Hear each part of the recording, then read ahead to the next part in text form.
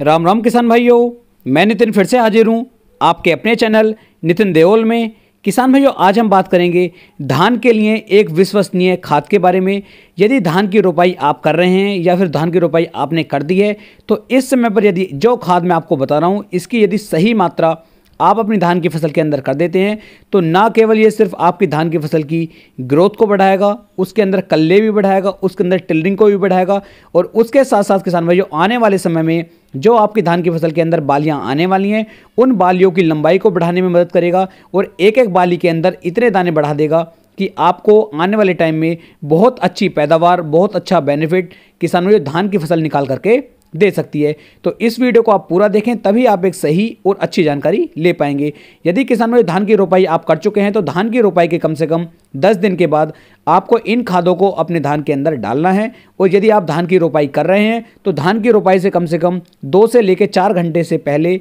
आप जो है इस खाद को, इन उर्वरकों को अपनी धान की फसल के अंदर डलवा दीजिए। यदि आप इस तरीके से चलते हैं तो आपकी धान की फसल बहुत ही अच्छी तरीके से ग्रोथ करेगी और आपको एक अच्छा बेनिफिट किसान भाई निकाल करके दे देगी। यदि अभी तक आपने चैनल को सब्सक्राइब नहीं किया है, तो आपसे हाथ जोड़कर निवेदन है कि कृपया चैनल को सब्सक्राइब कर लें, जिससे कि आने वाली वीडियो की नोटिफिकेशन आपको जल्द से जल्द मिल सके। और किसान भाई, इस चैनल पर आपको धान से संबंधित लगभग सभी जानकारियां मैं देने की कोशिश करूंगा। यदि फिर भी आपके कुछ प्रश्न हैं, आपकी कोई बात समझ में नहीं आ रही है, तो आप मुझे कमेंट कीजिए, मैं तुरंत ही आपके कमेंट का जवाब भी देने की कोशिश करूंगा। तो चलिए शुरू करते हैं।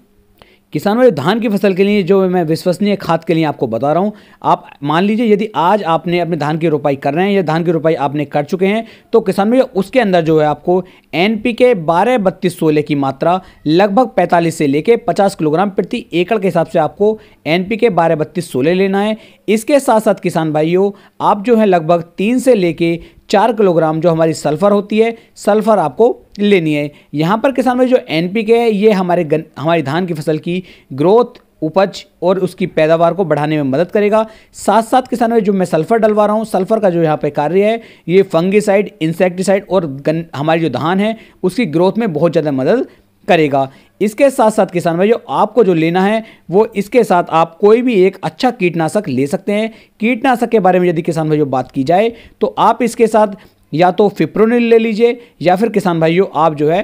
कार्टेफ ले लीजिए। यदि रिजेंट की बात करूं, फिप्रोनिल की बात करूं, तो लगभग 6 से लेके 7 किलोग्राम यदि आप रिजेंट ले लेते हैं, तो किसान भाइयों आपकी धान की फसल के अंदर ग्रोथ करने के लिए NPK हो गया है और फंगस से और रोगों से बचाने के लिए आपके पास रिजेंट और सल्फर हो गया है। तो किसान भाई कुल मिलाकर के ये 3 ऐसे खाद हो गए हैं जो आपकी धान की फसल की ग्रोथ, टिल्डिंग और उसकी पैदावार को बढ़ाने में मदद कर सकते हैं।